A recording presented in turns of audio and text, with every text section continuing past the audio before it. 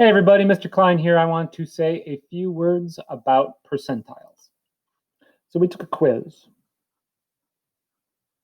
and this quiz is out of 15 points. And I'm going to tell you a little bit about how we did. I had one student who got a 5. You should really study. And I had another student who got a 9. The next best score was a 10, and then an 11. There were a pair of 12s, a 13, a 13.5, a 14, and then a 14.5. Nobody got a perfect score, right? And so let's suppose that I want to compute the percentiles for each one of these performances. And a percentile is a measure of relative standing. It's a measure of how well you did versus everybody else. So the first thing we would want to do if we wanted to determine how well you did versus everyone else is we need to know how many people are in the game. In other words, we need to know the sample size. And our sample size in this case would be 1, 2, 3, 4, 5, 6, 7, 8, 9, 10. There are 10 scores here. The second thing that we need to do, and I'm such a nice guy that I did this for you already, is we need to sort our data ascending. Notice that they're already from low score to high score. All right. Now, the next thing that we are going to do is we are going to write the relative standings.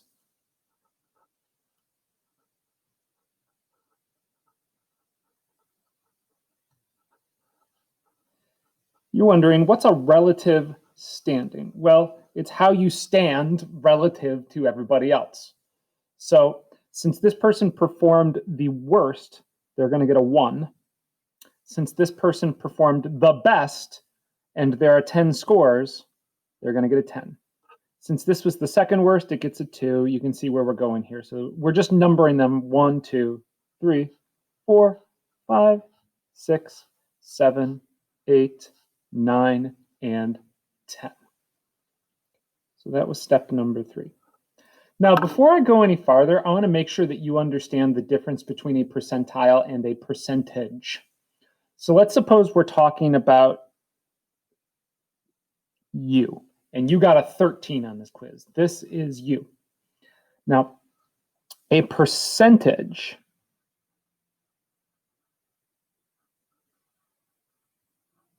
is not the same as a percentile. If I asked for your percentage, you would say, well, I got a 13. I am going to divide that by the total possible number of points, which was 15. I'm going to multiply by 100.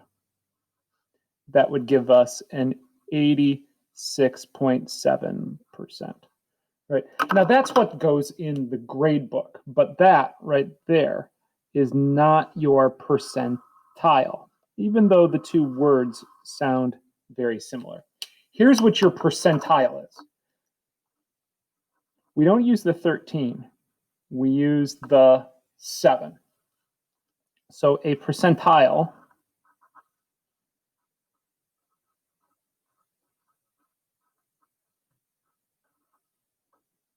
is the percent of scores at or below your score. So it's not important that you got a 13. It's important that, let me move my face out of the way here.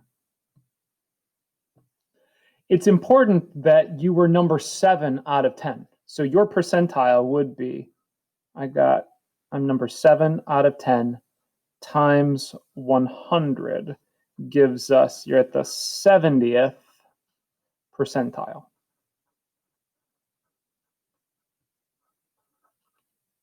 Okay. Now, a couple of notes. First thing, let's suppose this wasn't you. Let's suppose this was you right here. So you had the high score. The high score is always the 100th percentile. You can check if you do 10 divided by 10 times 100, you get 100. Okay. Now, in contrast, you would think that would make the lowest score the 0th percentile, but it's not. In this case, it would be 1 out of 10, so it'd be at the 10th percentile. So just note that the low score is not going to be the 0th percentile. Which leaves us with one thing to talk about, and that's right here. See how we got 2 of the same score?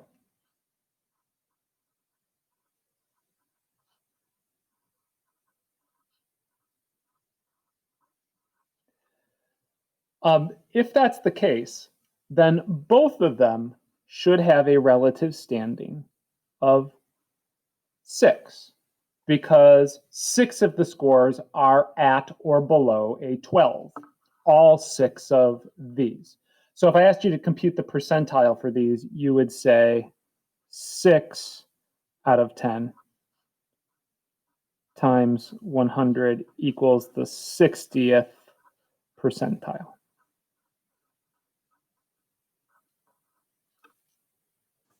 Hey, Mr. Klein, back again to show off some of my mad Google Sheets skills. We are in the samples of human height document, and we are using a tab that is called percentile/5-number summary/outliers. It's right here. And I'm going to walk through how you can get the percentiles for these data, which are the weights of a number of people measured in kilograms. If you want to know what these are in pounds, you can take each one of these numbers and multiply by 2.2. That'll give you a sense of it. All right, so it's a 4-step process. And the first step right here is to calculate the sample size. So how do we find the sample size? Well, first, I'm going to type sample size into this space. And then there's this feature called the count.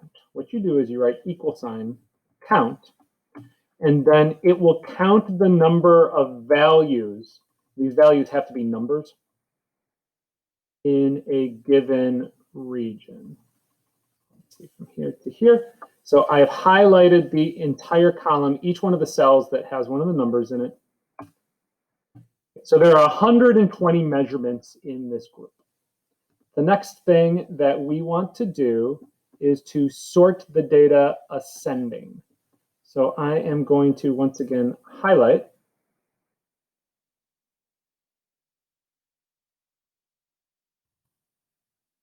We're going to go up to data, sort range. Column A is what we want, from A to Z, sort. Okay. So the heaviest person is down here at the bottom, and the lightest person is here at the top. The next thing that we are going to do is record the relative standing of each one of the individuals in our data set. So let's type relative standing here. I'm going to highlight that. And just because it's the way that I operate, I am going to center, and I am going to put it in the middle of the column. So the relative standing for the lightest person would be number 1. And the relative standing for the second person is number 2. Now, in order to make our life easier, we're going to use a formula to get the number 2. I'm going to write =, and then I'm going to say take the number above it, so the number that is in B3, and add 1. That'll give us 2. Now, here's why this is useful. I can now copy this formula. When I put it into the next cell, I get 3, and then 4, and then 5. And then I'm going to go ahead and copy all the way down to the very largest value. And it's going to give me the relative standing of all of these numbers. Notice that the last one is 120, and that matches what we got for our sample size. The last step is to determine the actual percentiles. Now, the reason that we needed to find these relative standings is that you need them to find the percentiles. Here's how you do it. What you're going to do is you're going to take their standing. So the standing is 1, the number in B3.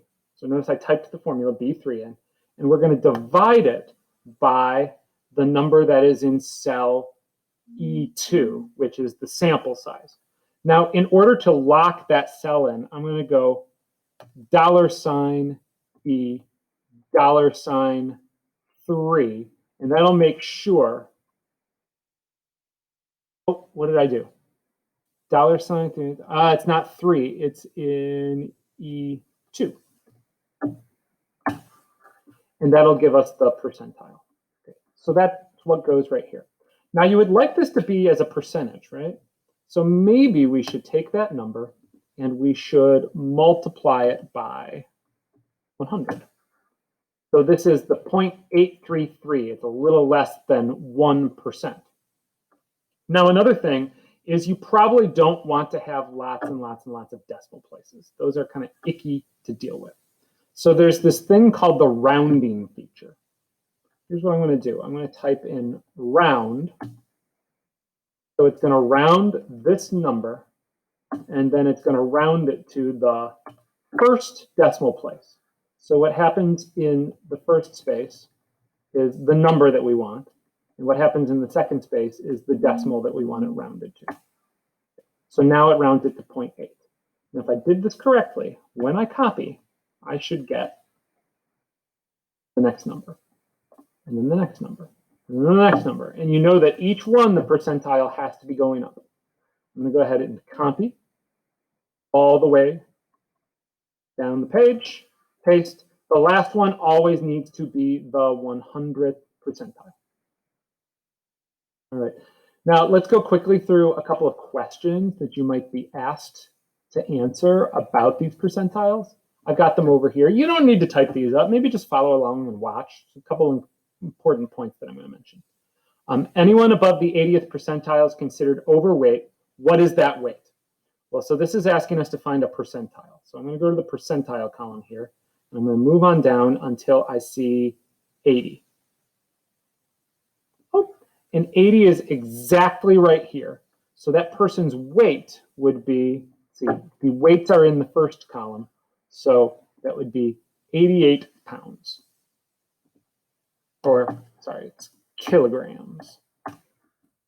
Second question is, at what percentile is someone who weighs 50 kilograms? So for now, what we're going to do, we're going to find where 50 happens on here. Now, no one is exactly at 50. So I'm going to take the next value above 50, which is 52, which is 51. And the percentile that accompanies that is a 1.7. So we're going to say 1.7% is our best estimate. You always go up with these percentiles. Okay, that's the game.